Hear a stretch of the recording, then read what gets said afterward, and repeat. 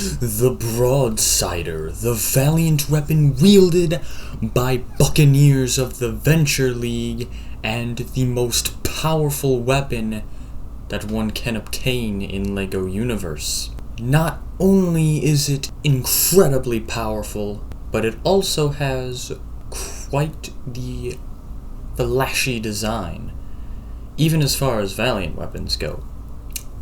So today, I'm going to try to break down the different design aspects of the Broadsider and see if we can't come to a conclusion of what all the components to its design reference.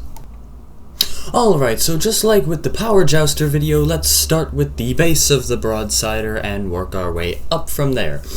So, at the base of the Broadsider, there is quite the interesting looking cannon. A cannon on a melee weapon. Why?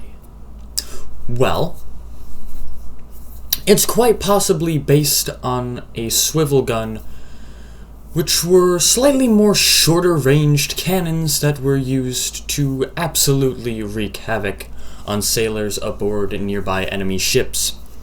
This would also make a certain amount of sense given what the Broadsider's charge-up ability was.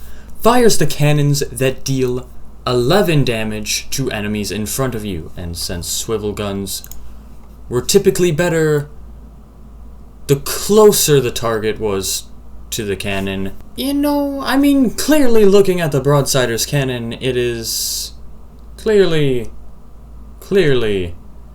a fantasy game weapon, which is what LEGO Universe is. It makes a lot of sense that they would, spice things up, but at the very least from a practical use point of view, I think the swivel gun is probably what the Broadsider's cannon is based on.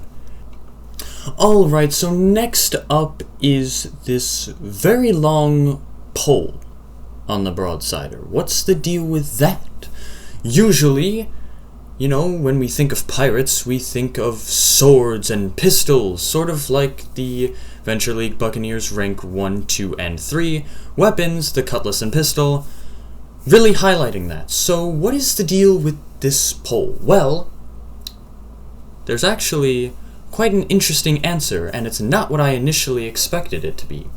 However, pirates sometimes used a 6 to 8 foot long polearm weapon to either repel boarding enemy pirates or to use to repel sailors on enemy ships while they boarded. And the name of this weapon is called a boarding pike. It would often have a hook or some sharp edge on the end of it, and seeing that this is clearly a two-handed polearm weapon with a cannon attached to it, and a blade near the tip, I think it's pretty safe to assume that a boarding pike is very likely, and practically, the theme used for the Broadsider's main body. And lastly, we are left with the blade at the tip of the Broadsider. While the Broadsider, again, is very likely a boarding pike, this is not the usual hook that you would tend to see at the tip of a boarding pike. This blade looks a little bit more like a shortened version of the rank 3 Buccaneers cutlass and pistol cutlass blade. So in other words, I think it's safe to assume that while it is a boarding pike, the sharp edge at the tip used for repelling enemies is not your typical boarding pike weapon, and it is instead more along the lines of the 17th century sword wielded by sailors and pirates, cutlasses. Especially, again, given the rank 3 cutlass and pistol design, it looks very similar. So, again, an interesting mishmash of weapons used by the specialty kit's theme to make a really intriguing and unique looking Valiant weapon. And there you have it.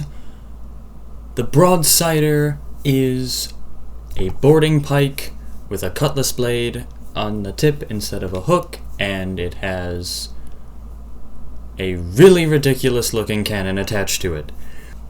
Pretty neat Valiant weapon, if you ask me. If you enjoyed today's video, then be sure to click the subscribe button and turn post notifications on, so that way you know the next time I will drop a weapon breakdown LEGO Universe video. Once again, Darkflame LEGO Universe closed beta is approaching quickly.